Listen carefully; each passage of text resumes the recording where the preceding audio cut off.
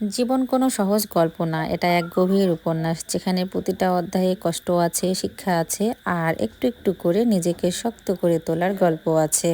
চাইলেই কি সব পাওয়া যায়? ভাগ্য তো আর কবিতা নয় যে নিজের হাতেই লেখা যায়। হ্যালো ভিউয়ার্স, আসসালামু আলাইকুম।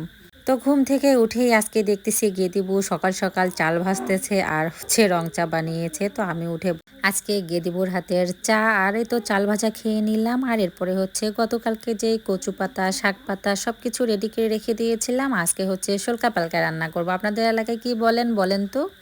আমরা কিন্তু শোলকা বলি, মানে আমার শ্বশুর বাড়ির এলাকায় শোলকা বলে আর আমার বাবার বাড়ির এলাকায় পেলকা বলে।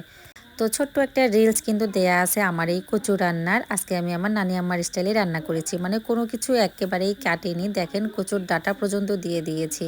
আর শোটার মধ্যে কিন্তু সবকিছু কি সুন্দর সিদ্ধ হয়ে যায়। যদিও এটা একটু খেতে পিছলা পিছলা লাগে, বাট ভালোই লাগে, মানে ঘুটনি দিয়ে ঘেটেছিলাম এই জন্য আর কি পিছলা হয়েছে। বাট খেতে কিন্তু অনেক মজারই হয়েছিল, কারণ আমি আজকে বেশি করে মরিচ আর রসুনটা দিয়েছি, তার সঙ্গে আদা বাটাটাও দিয়েছি। তো কেমন লাগতেছে আমার শুল্কা রান্নার কালার? আর এই শুল্কার সঙ্গে কিন্তু আলু ভাজি বা আলু ভর্তা হলে খেতে ভালোই লাগে। আমার কাছে দুটো দিয়েই ভালো লাগে। তো এক এক সময় এক একটা স্বাদ নিতে কিন্তু ভালো লাগে।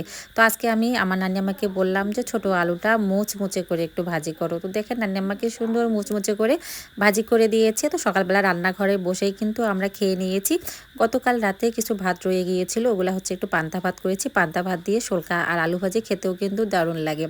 আমি কিন্তু পান্তা ভাত নিয়েছি একেবারে শুকনো শুকনো করে, পানিটা আর কি নেইনি, পান্তার যে পানিটা। তো এটা দিয়ে মাশাআল্লাহ অনেক মজা করে খেয়েছি। তারপর আবার একটু গরম ভাতও নিয়ে আর কি শুল্কার স্বাদটা নিয়েছি। তো এদিক দিয়ে দেখেন সবাই অনেক মজা করে কিন্তু খাচ্ছিলাম। আর তারপর দুপুরের জন্য রান্না করব আজকে মাছ দিয়ে সবজি।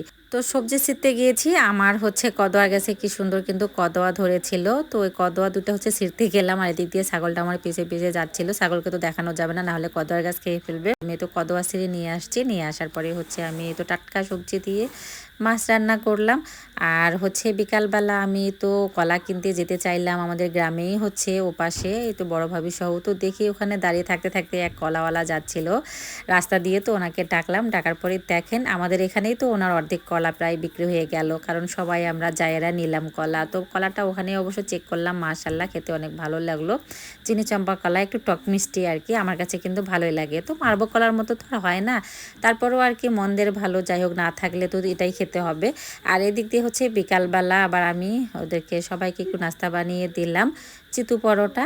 আপনারা কি বলেন অবশ্যই কমেন্টে জানাবেন। আর এদিক দিয়ে রাতের জন্য ডিম আলু ভর্তা করলাম। আর বাচ্চারা সবাই অনেক মজা করে খেলতেছিল ক্যারাম বোর্ড। আর বৃষ্টির পানিতে আমাদের পুকুর তো ভরে গিয়েছে, আমার ছেলে মাছ মারার জন্য ব্যস্ত হয়ে গিয়েছে। তো ভিডিওটা এখানেই শেষ করলাম।